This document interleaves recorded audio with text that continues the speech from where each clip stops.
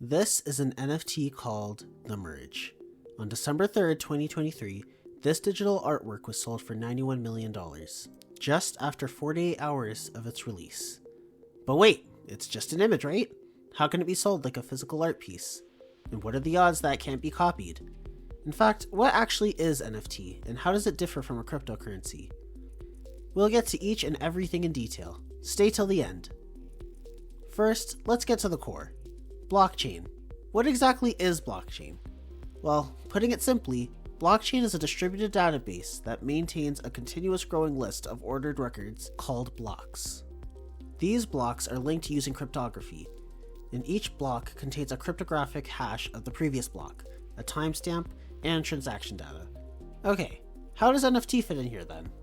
NFT, a short form of non-fungible token, is a blockchain-based token that represents a unique asset, like a piece of art, digital content, or media. It can be thought of as a non-changeable digital certificate of ownership and authenticity for a given asset. This way, the blockchain serves as a core technology for NFT.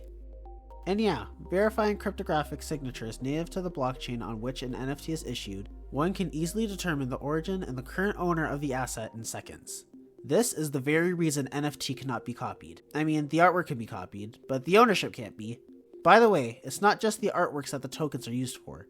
They can be used for virtually anything, like any other digital collectibles, in-game items, and even for credentials verification.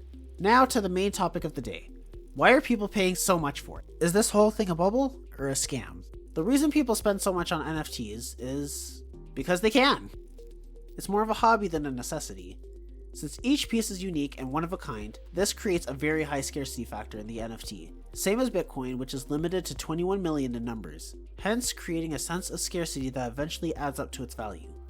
By the way, since we are already talking about Bitcoin, let's talk how NFTs differ from cryptocurrency. There's one simple way to conceptualize this through a real-world example. NFTs are unique digital assets, while cryptocurrencies are the digital money you use to purchase those assets. That's it. Okay. Back to business.